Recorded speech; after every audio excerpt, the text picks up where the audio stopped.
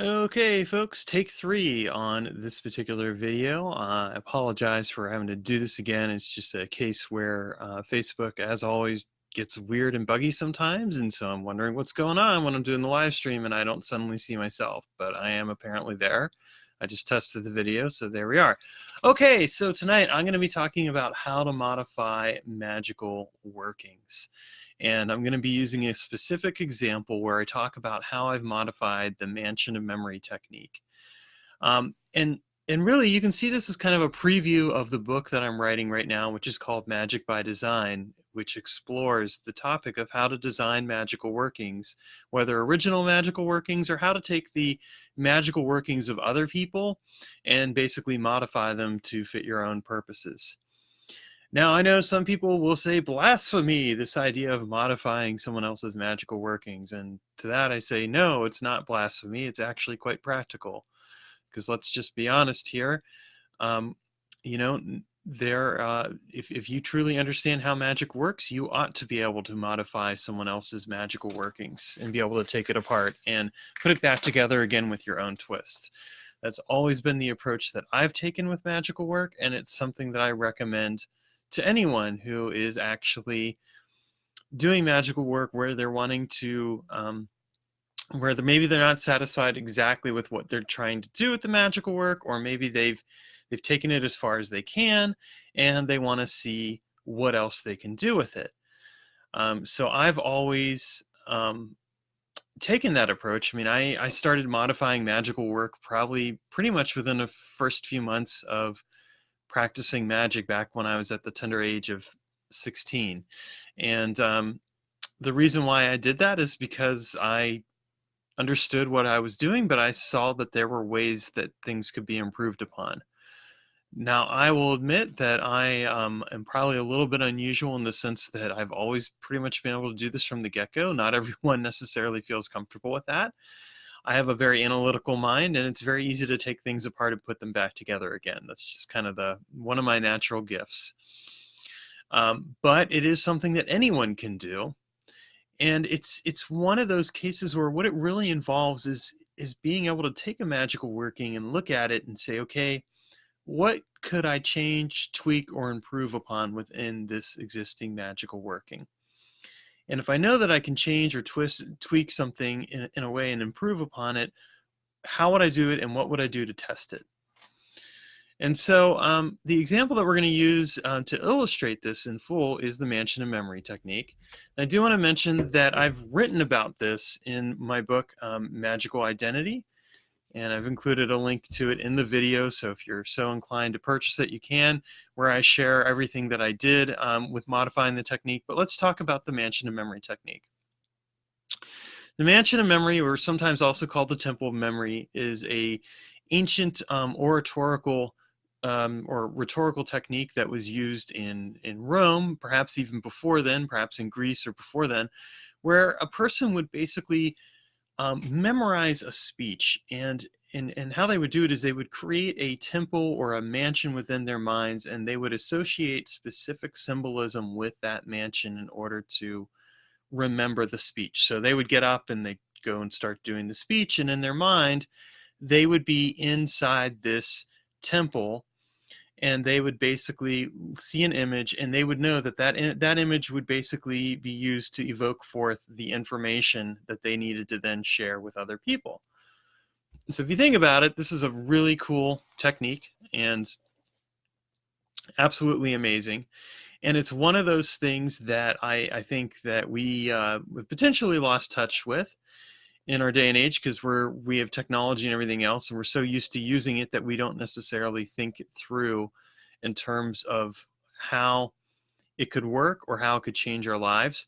But I do actually use my memory quite a bit. I've pretty much done that from even when I was a kid, because I would go and I would be in chorus, and I would have to learn songs and basically be able to sing them from memory.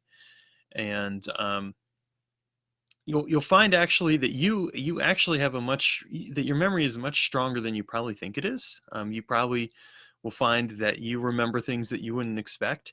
It's just that at one time when we lived in an oral culture and you didn't have literacy or widespread literacy, you basically did find that people would memorize and use things. And so that's where this mansion of memory technique originated from. Now, when I first learned about this technique, I thought it was a pretty novel idea. I thought, how cool. Here's all this information. Here's a way to store information and be able to recall it via the memory. And I have used this technique for memorizing chants. For example, I've used it with memorizing the chants for the sphere of artwork that I do each day. And I can say those chants by memory. I don't have to look at a page or anything else. Instead, I just simply can say them, and I can actually go into the temple of memory for that specific technique. And, as I face the east, I can call forth the chants for the east. As I face the south, the chants for the south, and so on and so forth, including ones that I've created as well for that specific working. Now, with the mansion of memory, one of the things I decided to ultimately do is I asked myself, how could I modify this? Okay, it's great, it works, it's awesome. And you might say, well, why improve on something that works? And my answer to that would be, well, why not improve on it, right? If we know that it works, that's great. But if we can find a way to improve on it, why not do it? I'm a firm believer that just because something works doesn't mean we can't make it better. So in my case, I thought about it and I decided that I was going to create a mansion in my mind, right? And that in this mansion, it wouldn't just be a mansion memory where I could recall chants or whatever else, but that what I would do is I would actually take it and set it up in a very specific way. And so what I did is I set it up so that each room and that mansion was dedicated to a specific discipline that I liked learning about. And in that room, the room would be set up with imagery and symbolism that would represent the information that could be then recalled for that specific discipline. So if we were to go into Taylor Ellwood's Mansion of Memory right now, we would find that there was a room devoted to invocation practices and to evocation practices for magic. We would find, and that's just magic alone, we would find stuff for, doing practical magical workings, we'd find a room for the sphere of art. We would find a room for other different magical techniques. But here's the kicker then. We'd also find a room for Taylor's interest in comic books and comic book design, and we'd find a room for Taylor's interest in writing and how writing is designed and self-publishing. We'd find a room for physics. We'd find a room for business. You kind of get the idea. So I have multiple rooms that I have set up, and these rooms are set up in such a way that you can essentially go in and access that information. But here's the other thing that I've done. I've also set it up so that the avatar, or so that each room has an avatar of myself, basically an identity of me that is specifically devoted to processing that information. And this is something you would never find in the original mansion of memory technique. And so in each room, I basically have an aspect of myself that focuses specifically on processing the information and on also coming up with ideas and concepts, and then sharing those ideas and concepts with me. And I also have it set up so that those avatars of myself can basically exchange these ideas and information across the room. So if I have, as an example, let's say that the aspect of myself that's devoted to comic book design and writing comes up with an idea for how to apply that to magical work, which I have done, it'll share that with the aspect of myself that handles practical magic. The benefit of this is that this has really helped me come up with a lot of different ideas over the years. It's also helped me process information a lot faster. And it's one of those cases where I've essentially modified the way that I think and process things, because I have different aspects of myself constantly processing information. And so like when I'm reading a book, that part of myself is absorbing that information and putting it into the mansion of memory. And then what it's doing right after that is in that room, it's starting to process the information and think about it and figure out things to do with it, ways to use it, and turning it around into a magical technique or something else along those lines. So this is an example where what I did is I modified this magical working of the mansion of memory. I modified it, and what I did is I improved upon it.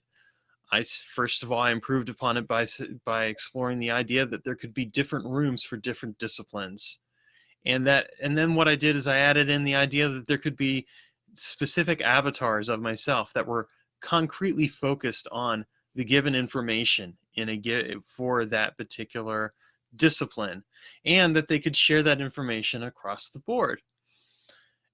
And needless to say, this has changed my life quite a bit. I had been using this technique for basically back when I was in my grad school days is when I started using it.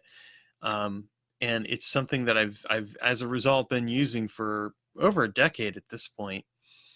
And it's allowed me to do more writing. It's allowed me to process things differently. It's allowed me to come up with novel ideas, and it's allowed me to modify other people's ideas even more effectively than I would before. And it's changed the way that I think about things. I would say that really what I've learned to do is segment myself in certain ways and use that segmentation to my advantage. Now, some people would find this to be a bit of a strange thing to do, but I think that part of magical work is that we take something like a magical working and we ask ourselves how we can modify it, how we can use it to improve ourselves, how we can use it to transform our lives and transform the world around us. And we recognize that not everything that's been shared out there is necessarily the end all be all. Magic as a discipline and practice can only evolve if we're willing to experiment and try different things. And that's really what I'm about as a magician. And so it's one of the reasons I talk about how to modify magical workings and what to do with those magical workings in order to transform your life. Okay, so that's it for this video. Sorry for the weird start to it all, but sometimes that's what happens with technology. And I will talk to you next week.